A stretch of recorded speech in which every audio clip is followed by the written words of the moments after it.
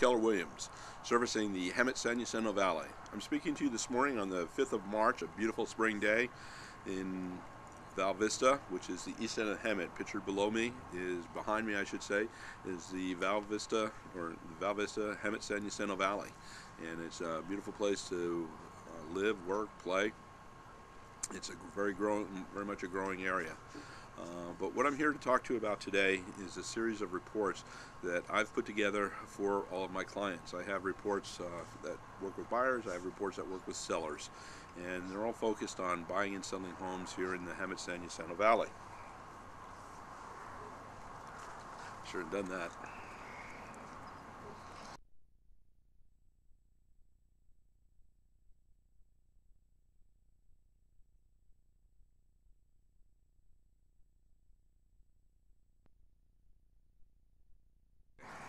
Hello, my name is John Occhi. I'm a realtor with Keller Williams.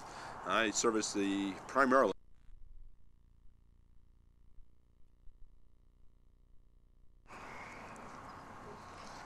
okay.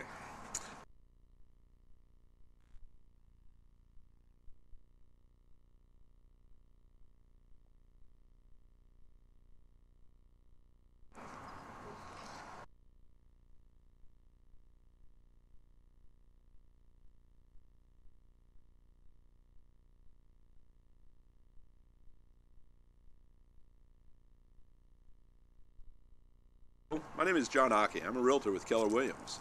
I service primarily the Hemet San Jacinto Valley and also work in Temecula-Murrieta area as well.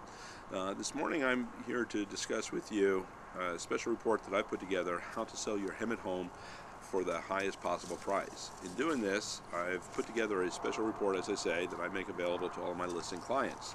I have another series of reports that I make available to both buyers, sellers, and investors that answer a lot of different topics.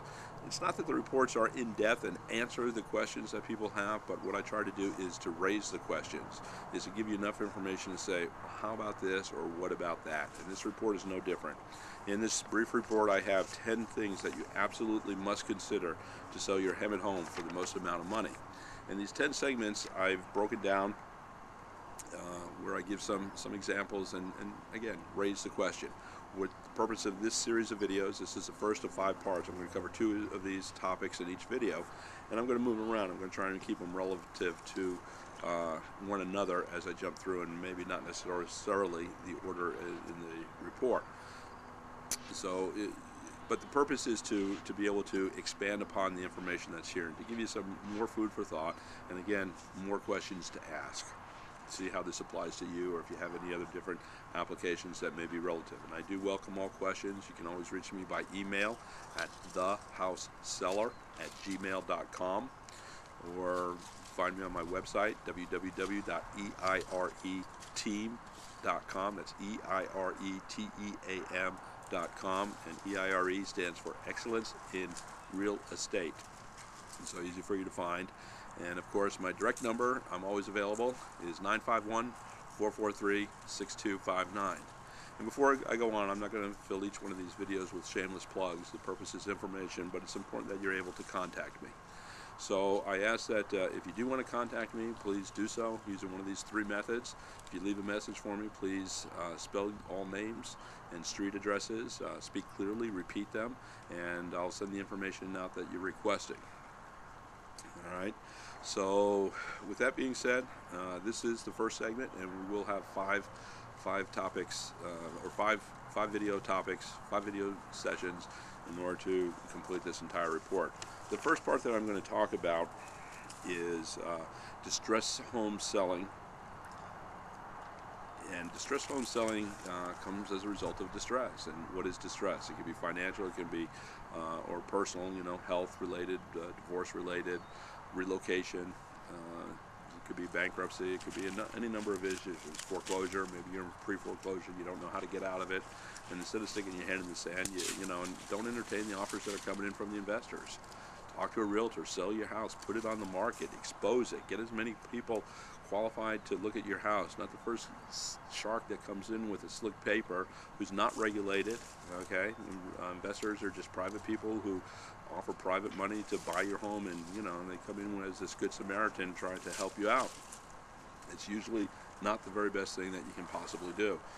In my opinion, the best thing you can do is you can contact a realtor. If you are in a situation, a financial situation where they're threatening foreclosure, then the realtor can negotiate with your lender and perform what we call a short sale. If you have questions about that, contact me and I'll help fill you in.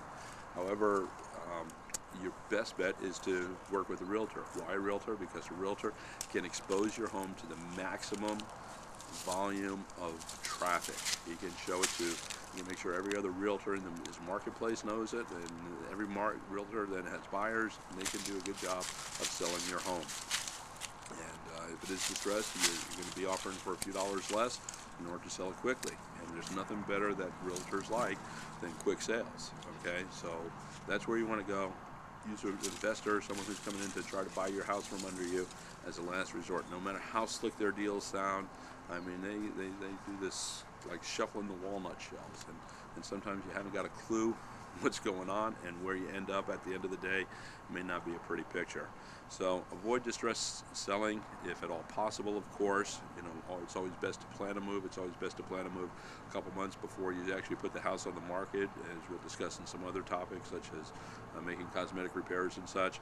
But it's just best to avoid if at all possible. However, if it's not possible, let me just sum it up and say, find yourself a professional realtor and someone who can market your home, negotiate a sale price with your lender so you can get out of it, and if there's any money left over for you, that'd be great too. But oftentimes, as you know, there's not. So with that being said, I'd like to jump into my second topic, which is actually topic number 3 in my report, which is limited home viewings. And when you're selling a home, it's important that you make the home available for as many people as possible to see the home at any given time. Now, I know that you're busy, and there's times when you obviously don't want to show the property, whether it's a Sunday morning because of religious beliefs, or because it's you don't want to show the home after 6 o'clock because it's your dinner family time, and that's very understandable. Although there are times when homes have to be shown in the evening. Okay, but you work it out and you make it you work out the times with your realtor, and you don't have to be home to show the home. As a matter of fact, your realtor will advise you that when someone calls to make an appointment to show the property, that you make yourself scarce. Your realtor does not want you talking with the people who are previewing the home, because undoubtedly you're going to say something in all the innocence and everything else, but you're going to tip your hand. You're going to tip your hand as far as your motivation. You're going to tip your hand as far as maybe a flaw, even though it's been taken care of. You know, it's just there's so many things that you have to be aware of, and it's best that you allow one professional to work with another professional, let one professional represent the buyer, another professional represent the seller, and then move forward from there. And you keep away.